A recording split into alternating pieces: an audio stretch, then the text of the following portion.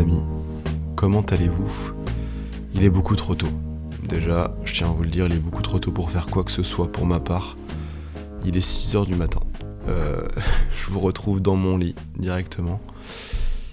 Et pourquoi il est 6h du matin ? Pourquoi je fais ce podcast à cette heure-ci ? Je vais vous le dire. J'ai déposé ma copine à la gare. Et du coup, levé à 5h du mat. Je viens de rentrer. Et c'est le seul moment où je peux faire ce podcast. Attention, c'est vrai et c'est faux en même temps. On va en parler. D'abord, on se pose un peu là. Est-ce que ça va ? Comment ça va depuis la dernière fois ? Je suis désolé, j'ai mis un petit peu de temps avant de faire cet épisode. C'est fou, hein ? Nouveau projet, je commence un podcast, je fais 2 épisodes, et puis il y a 2 semaines de pause, quoi. 2 semaines de pause ? Je sais même plus. Ah, c'est honteux. Je m'en excuse, et j'ai pas d'excuses, hein. C'est juste que j'ai pas réussi à gérer ça, tout simplement. Je suis parti à Tokyo, je pensais que j'allais réussir à tourner un épisode en avance pour la semaine d'après, finalement je l'ai pas fait. Et puis après, une fois qu'on perd une habitude alors qu'elle était même pas encore créée, on oublie de le faire tout simplement. Donc semaine dernière, j'ai juste oublié de faire ce podcast. Enfin, je veux dire en début de semaine. On est samedi, il me semble. Samedi 14 février. Bonne Saint-Valentin à ceux qui s'appellent Valentin et aux amoureux qui fêtent cette fête. Pourquoi un podcast à 6h du matin ? Parce que justement je me dis, j'ai dépassé ma copine, ça serait plus facile pour moi de me recoucher ou alors d'enchaîner sur une journée et commencer à travailler. Le problème c'est que si je commence à travailler, je sais très bien que je ferai jamais ce podcast parce que je serai dans le truc de mon taf, et puis après je vais manger à midi, et l'après-midi je reprends, et le soir je me fais à manger, il y a ma famille qui vient en plus ce soir à la maison, et donc je ferai jamais ce podcast, parce que demain je pars en Argentine, je vais faire une semaine à Buenos Aires, et avec ma famille justement, et donc j'aurais jamais eu le temps de le faire à un autre moment que maintenant, et je me suis dit, je vais appliquer ce que j'ai dit dans un ancien podcast. Fait, c'est mieux que parfait. Et donc là, je vais le faire. Et pourquoi ce sera pas parfait ? Enfin, j'en sais rien, peut-être que ce sera la perfection. Mais je n'ai rien préparé. Je suis en roue libre. D'habitude, je me note des petits trucs dans la semaine. Là, j'en ai noté pas mal. Mais en général, quand je me note une idée, je la reprends, je la pousse un peu. Ou alors je fais des recherches. Et j'aime bien vous délivrer un petit truc qui est construit avec de la valeur, des connaissances. Et même pour moi, ça me fait des petits topos, des petits trucs un peu construits, un peu complets. Et là, je l'ai pas fait, là. J'ai pas pris le temps. Et je me suis dit, c'est pas grave. Ça va être un nouvel exercice pour moi. C'est même pas de pas trop lire le texte. C'est juste que là, il n'y a pas de texte. Au moins, je dis un peu ce que je pense. Alors, je pense honnêtement que le podcast sera un peu moins long que les autres. En tout cas, voilà, on est parti. J'espère que vous allez bien. Désolé, je n'ai même pas posé la question, ça devrait être la priorité dès que je commence. Donc je vous souhaite que tout aille bien dans cette journée, dans cette soirée. Si c'était pas le cas, j'espère que ce podcast vous remettra un petit peu de baume au cœur, un peu de sourire. Je vais vous parler un peu de Tokyo, parce que je suis allé à Tokyo pendant 4 jours, car mon frère est pilote. Et donc je l'ai accompagné sur une rotation pour voir un petit peu ce que c'était son quotidien, parce que j'arrivais pas trop à me rendre compte. On a souvent cette vision du pilote qui a de la chance, parce qu'il voyage tout le temps. En fait, son métier c'est de voyager, on le paye pour ça. Et en fait, j'ai fait 4 jours à Tokyo, mais ça m'a épuisé. Ça m'a épuisé de suivre le rythme de mon frère. En fait, je vais vous expliquer.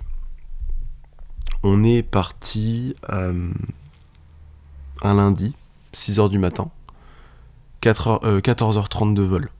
Donc on arrive avec le décalage horaire le mardi à 6h du matin. Pour mon cerveau, c'était 24 heures. Le problème, c'est que j'ai pas réussi à dormir, puisque on est parti un lundi à 6h du mat, donc c'était le début de la journée, globalement. Et donc j'ai passé la journée éveillé dans l'avion.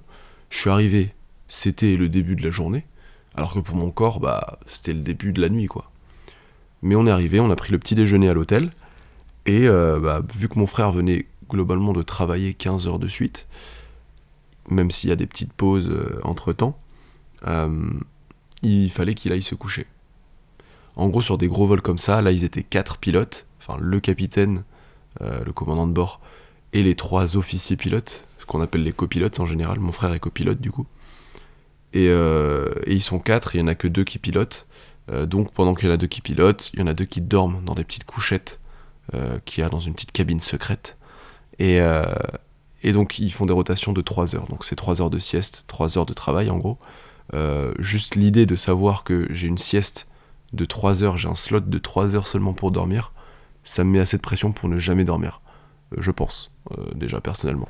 Donc c'est déjà un défi de réussir à s'endormir en un temps record et de se réveiller et d'être frais directement pour travailler. Bref, on arrive à l'hôtel, on prend un petit déj et mon frère, il faut qu'il aille se coucher parce qu'il faut qu'il se repose. Donc on se couche vers 7h, on se réveille vers 15h, un truc comme ça. En gros, on a fait une nuit, mais en pleine journée. C'était un peu bizarre. Du coup, on s'est réveillé, c'était l'après-midi, alors que dans notre tête, c'était le matin. On commence à se préparer, petite douche, et on se dit, on va quand même aller visiter un petit peu.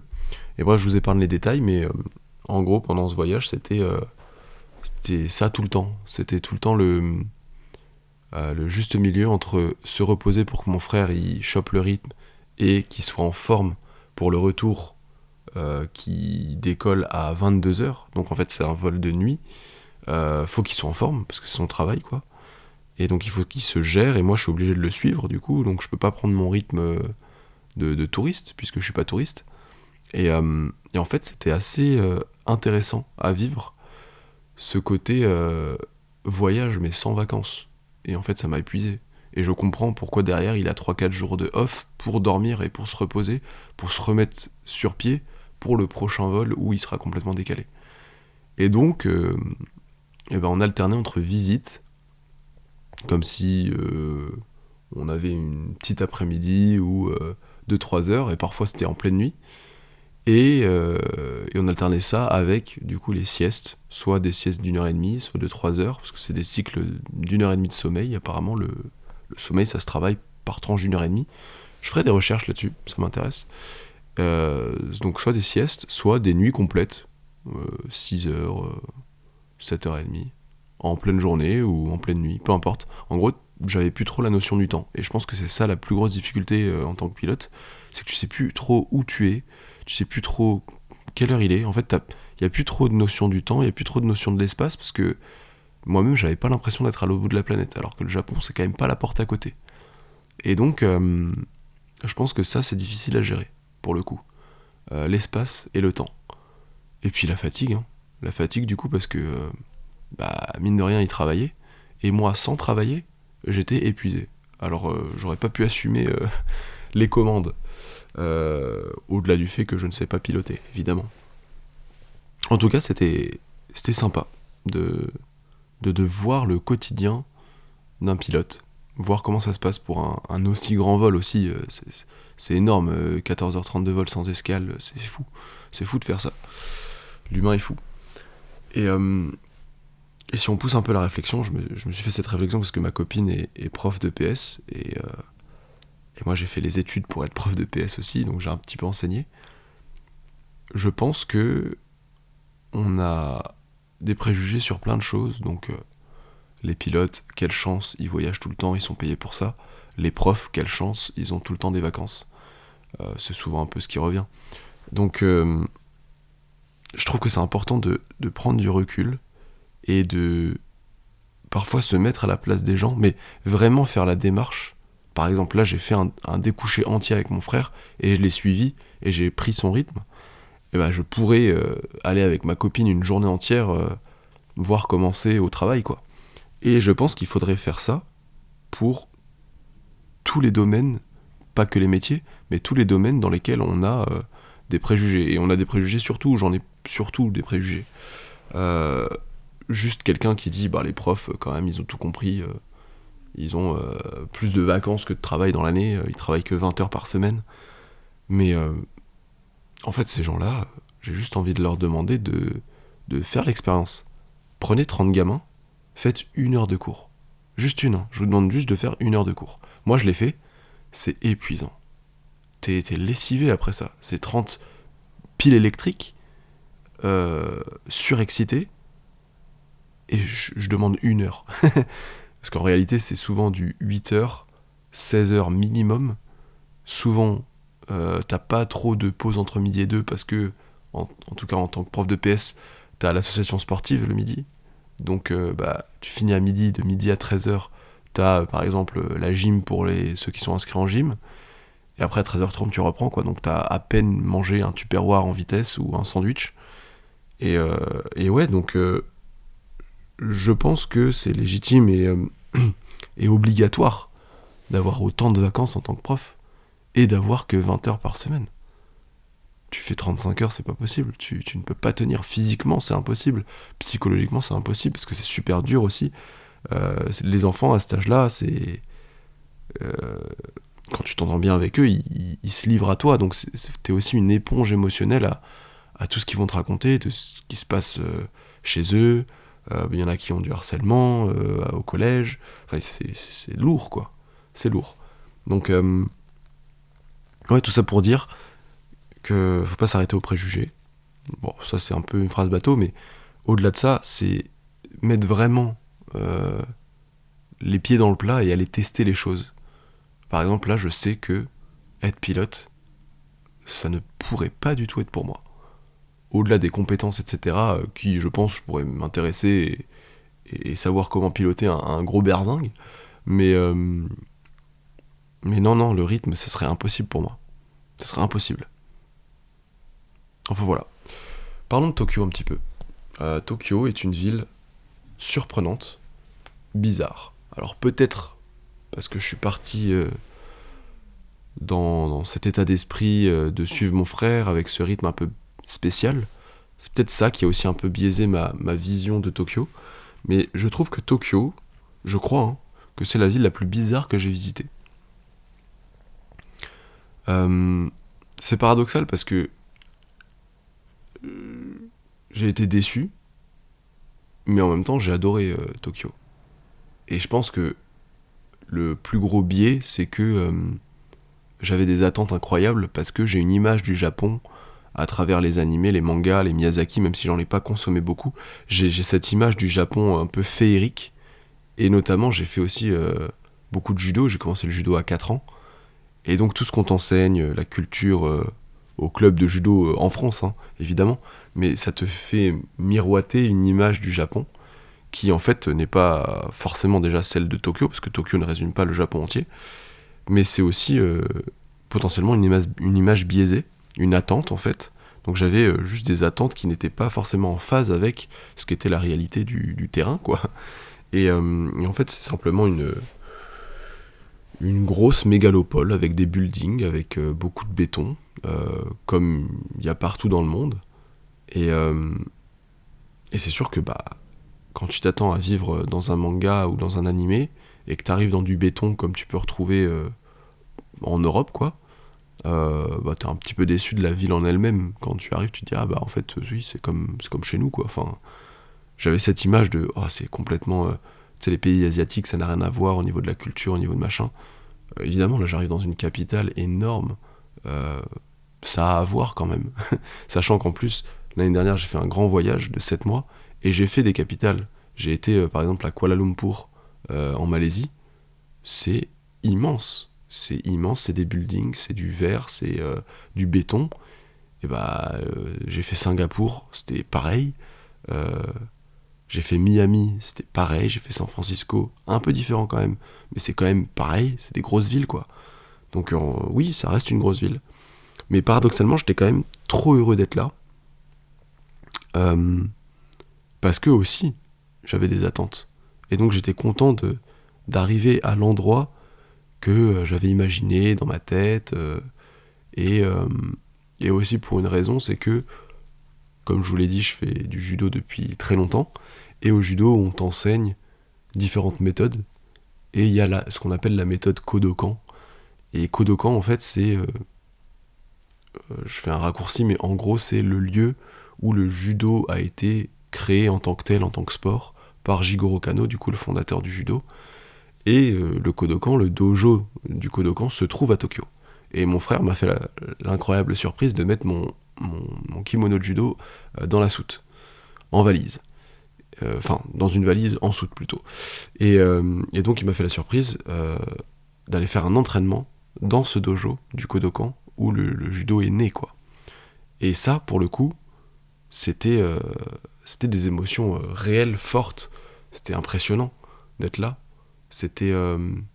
la boucle est bouclée, quoi. J'en ai entendu parler tellement quand j'étais petit. Jigoro Kano, c'est tellement une icône, une légende sur plein de points, même au-delà du judo au Japon, je veux dire, c'est quelque chose, quoi. Et là, en fait, pareil, encore une fois, j'avais une attente qui était...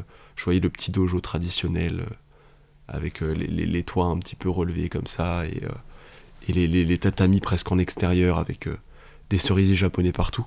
En fait, pareil, c'est au centre de... Enfin, c'est au centre de Tokyo, et c'est un énorme building. Le dojo fait 8 étages. À chaque étage, t'as un dojo, à chaque étage, t'as un tatami. Donc, évidemment que c'était pas le bâtiment auquel je m'attendais, mais l'intérieur était incroyable. On a fait un entraînement, du coup, avec les universitaires là-bas, qui ont un niveau de fou furieux. Je pense que tu prends chaque universitaire là-bas que j'ai croisé sur le tapis ce jour-là, chacun est champion de France, je pense, dans n'importe quelle catégorie. C'est fou. Il y a une différence de niveau, mais c'est affolant. Vraiment, j'exagère pas, c'est affolant. Et c'est des universitaires, c'était pas la pépite, même si sur le tatami, il y avait le champion du monde actuel de sa catégorie qui s'entraînait avec nous, quoi. Qui a fait 2e aux Jeux Olympiques de Paris, rien que ça. Donc c'est quand même un sacré niveau, mais je veux dire, c'était fou de voir, on était peut-être une centaine sur le tatami. Les 100, je ne les faisais pas tomber, genre il n'y en avait pas un seul. Même un qui avait 5 ans de moins que moi, 20 kilos de moins, je pouvais rien faire. Enfin bref, c'était vraiment une aventure folle de faire ça avec mon frère, c'était fou. Je pense que c'est un souvenir que je garderai à vie, quoi. C'est vraiment un truc de ouf. J'ai aussi acheté un couteau, rien à voir, sans transition. J'ai acheté un couteau, tu sais, les belles lames de couteau que tu peux voir sur internet, sur les réseaux, etc. À la base, c'était pour un cadeau. Puis finalement, je me suis dit, mais attends, je vais acheter un couteau en cadeau pour quelqu'un d'autre, alors que moi, je peux m'acheter un couteau aussi et cuisiner tous les jours chez moi. Depuis que je suis rentré, je fais que ça, je cuisine avec mon couteau. Attention, faut pas mettre le doigt, hein. Sinon t'as un petit bout de doigt dans la salade. Mais magnifique ce couteau, incroyable. Et du coup, mon frère en a pris un aussi. On a tous pris un couteau. Quoi dire de plus de Tokyo la culture japonaise est folle. Les gens sont d'une gentillesse incroyable. Évidemment, je fais des généralités. Il y a sûrement des Japonais connards, comme partout.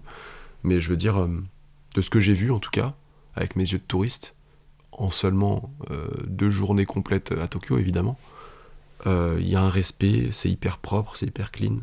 Les Japonais sont gentils, ils parlent pas très bien anglais par contre, et c'est compliqué de se faire comprendre parfois, alors qu'on est quand même dans la grosse ville qu'est Tokyo, donc j'imagine pas ailleurs, ça doit être compliqué.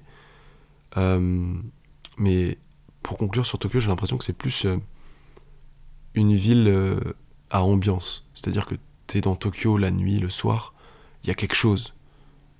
T'es dans Tokyo le matin, c'est autre chose. C'est plus une ville qui se ressent, qui se vit, plutôt qu'une ville qui se regarde. J'ai vraiment ressenti des choses, plus que été impressionné visuellement, quoi. Visuellement, si, il y a des belles choses, mais c'est vrai que ça reste une grosse ville et immense, quoi. C'est vraiment énorme. Et donc j'ai plus ressenti des choses en me baladant le soir, dans une petite ruelle avec des grillades, par exemple, que vraiment été impressionné par ce que j'ai vu.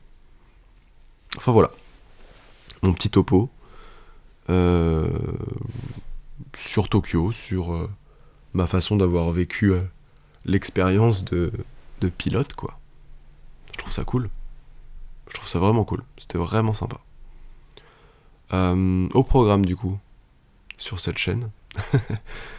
La semaine prochaine, comme je vous ai dit, à partir de demain, je suis en Argentine avec ma famille. Je ne vais pas prendre ce matériel pour faire un podcast. Et j'ai pas envie de bâcler le podcast pour autant. Donc, je vais pas faire l'erreur de fois, je vais annoncer qu'il n'y a pas de podcast la semaine prochaine. J'assume. C'est mieux de faire ça plutôt que de dire, bon, je m'organise pour vous produire un podcast, puis finalement, il n'y a rien qui sort pendant 2 semaines. Donc, après 2 semaines de pause, de nouveau une petite semaine de pause, et évidemment qu'on a toujours des excuses pour s'arrêter dans des projets, mais moi je le vois comme un projet long terme, dans le sens où même si je rate une semaine ou deux, c'est pas grave. Je m'étais pas tant engagé, j'avais dit que j'essaierais d'en faire un par semaine. C'est plus pour moi hein, de base, donc voilà, là il y aura une semaine sans, et après je reviens avec de nouveau des contenus un peu plus euh, réflexion, un peu recherche, un peu connaissance, des trucs que j'ai notés quoi. J'ai envie de pousser un peu ce truc là, parce que sinon j'oublie vite, je pense. Je vois une info passer, j'apprends un truc, et si je le note c'est déjà bien, mais si je fais pas de recherche dessus, et si j'ai pas j'allais dire une trace, mais même la trace écrite ne suffit pas. Je pense que pour moi, le côté j'ai une vidéo, bah j'en ai parlé, je l'ai plus assimilé dans mon cerveau, et j'ai une trace visuelle que je peux reconsommer plus tard. Alors qu'un texte, moi ça me fait plus chier de le relire par exemple. Alors qu'une vidéo, je pense que honnêtement, je peux être euh, comment dire, je peux découvrir un épisode de podcast qui est le mien, je pense. Dans 6 mois, je regarde l'épisode 7 par exemple, j'aurai plus aucun souvenir et je vais réapprendre des choses. Parce que j'ai une mémoire très mauvaise sur le long terme. Sur le court terme ça va, mais sur le long terme c'est très mauvais. On va s'arrêter là pour ce podcast. J'ai une grande journée qui m'attend.